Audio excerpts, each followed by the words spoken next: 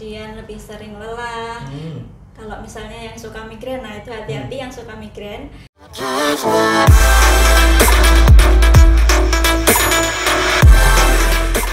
Assalamualaikum warahmatullahi wabarakatuh. Masih berjumpa kembali di channel LDR Literasi di Rumah. Sobat Pustaka, Dinas Perpustakaan Kabupaten Sleman masih rutin dan masih terus ingin menemani sahabat pustaka untuk tetap belajar di rumah, untuk tetap bekerja dari rumah dan melakukan aktivitas di rumah. Tetap stay at home, cuci tangan, dan jangan lupa jaga jarak, dan tak lupa juga selalu gunakan masker jika keluar dari rumah.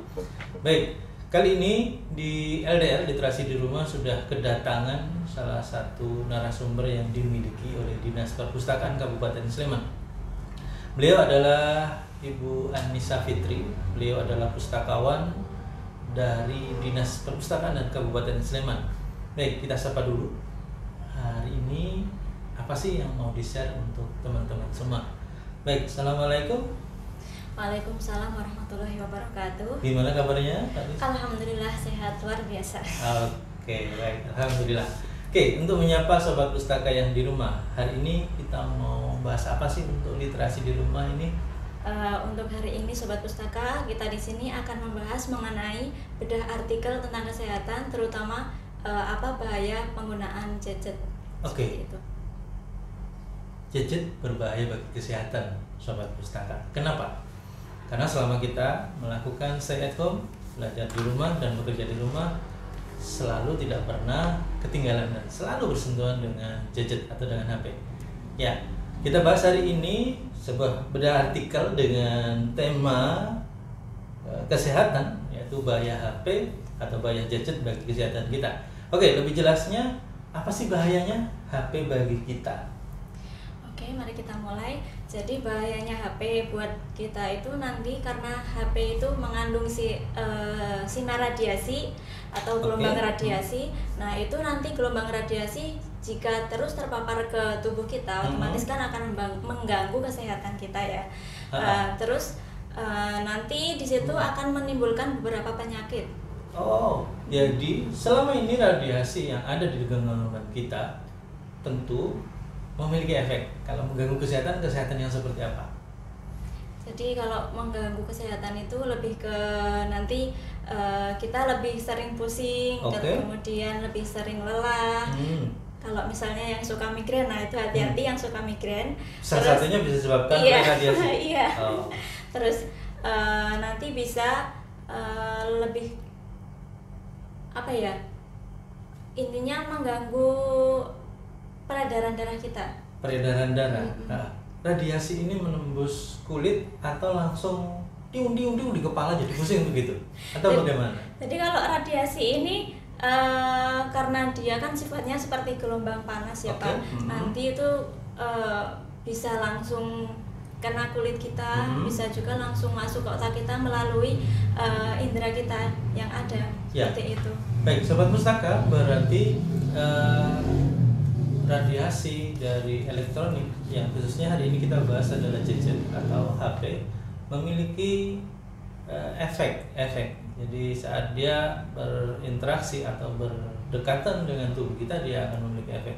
Jika tadi salah satunya disebutkan adalah migrain, nah, mungkin kita tanyakan lagi apa penyakit yang lainnya. Oke, yang selain migrain ada lebih ke apa ya? Sering lelah tapi dia sulit tidur seperti itu. Sering lelah, sulit tidur. Terus kemudian ada demensia sampai Alzheimer, Pak. Wah, Alzheimer sobat pustaka. Kalau demensia masih orang pikun, orang lupa, wajar lah. Tapi kalau Alzheimer, jauh menakutkan ternyata efek dari radiasi gadget ini. Oke, tidak bijak kayaknya kalau memang kita ketakutan terlaluan. Berarti pasti ada cara-cara penanggulannya kalau agar biar tidak terlalu terpapar oleh radiasi gadget, atau ada tip-tipnya? Jadi kalau menurut saya, karena sekarang ini kita kan lebih banyak di rumah, bekerja dari rumah, belajar dari rumah, beribadah pun juga dari rumah. Kalau menurut saya sih, kalau bisa kurangi pemakaian gadget kalau memang kita lagi tidak membutuhkan pegang gadget. Kalau misalnya kerja sudah selesai, mengerjakan tugas sudah selesai, monggo silahkan gadgetnya diletakkan. Dan itu lebih baik jangan diletakkan di tempat tidur.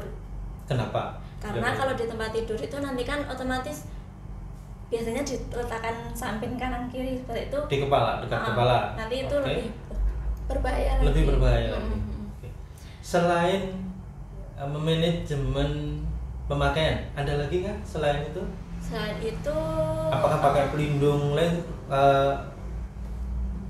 layar ataukah ada titik yang nyerek? Ada sih pelindung layar yang anti radiasi. Kemudian misalnya bertelepon kita harus menggunakan bergantian dari telinga kanan ke telinga kiri. Kemudian lebih baik kalau memang memungkinkan nyalakan speaker handphonenya, nggak usah lebih baik pakai speaker ya daripada langsung di telinga. Kalau headset nah itu headset itu salah satu transmitter untuk headset juga yang ternyata tidak direkomendasikan. Kalau memungkinkan, jadi nggak usah kalau misalnya nggak memungkinkan ya nggak usah di speaker, Pak. Ya, kemudian selain itu lebih baik pakai SMS aja kalau memang telepon nggak butuh telepon banget. Terus setelah itu apa ya? Nah, kalau misalnya kita nggak memakai gadget, lebih baik gadgetnya dimatikan. Kalau enggak, di mode pesawat aja. Jadi mode pesawat itu nggak cuman ketika kita bepergian naik pesawat, tapi bisa diaktifkan ketika kita nggak terlalu membutuhkan gadget. Baik. Jadi mungkin kalau mau tidur, flight mode, metode pesawat. Tapi kalau pagi-pagi seperti ini jangan di mode pesawat. Kalau belahan hatinya menghubungi kan kesusahan, Bapak Ustaz. Ya, jika tadi satu digunakan dari sisi kanan dan sisi bergantian. Yang kedua, habis itu lebih baik pakai speaker, tidak direkomendasikan menggunakan headset, dan memanajemen waktu dengan baik dalam penggunaan HP. Mungkin itu secara tip dan triknya.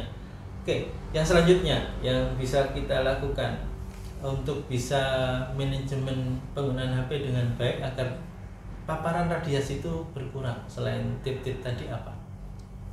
Atau masukan dan saran untuk para sobat pustaka agar bijak menggunakan HP. Kalau kita sekarang di masa pandemi mungkin untuk meninggalkan gadget atau HP kan tidak bisa, karena memang tuntutannya kita saat ini terus menggunakan HP. Mungkin dari bedah artikel kesehatan ini biar tetap sehat, yang harus dilakukan sahabat pustaka di rumah seperti apa? Ya, tentunya untuk kegiatan sehari-hari kita nggak bisa lepas dari gadget ya, Pak. Otomatis kita selalu pakai gadget dan di sekitar kita juga pasti banyak sinar radiasi, paparan radiasi itu. Apalagi di masa pandemi yang kita harus bekerja dari rumah, belajar dari rumah. Nah, tinggal kita bagaimana menggunakan gadget secara bijak. Misalnya nggak perlu gadget, nggak usah pakai gadget. Misalnya memang dirasa udah cukup, ya udah kita udah cukup lakukan kegiatan yang lain yang lebih bermanfaat, dan tetap jaga kesehatan supaya tubuh kita tetap sehat, seperti itu. Cukup itu? Cukup, Pak. Ya, baik. Sobat pustaka, itu sedikit tip dan trik agar di masa pandemi ini kita tetap terjaga kesehatannya. Selain terancam dari virus, kita juga bisa bebas dari ancaman radiasi. Stay at home, tetap jaga jarak, jangan lupa cuci tangan dan memakai masker. Sampai jumpa di kesempatan yang akan datang. Assalamualaikum warahmatullahi wabarakatuh.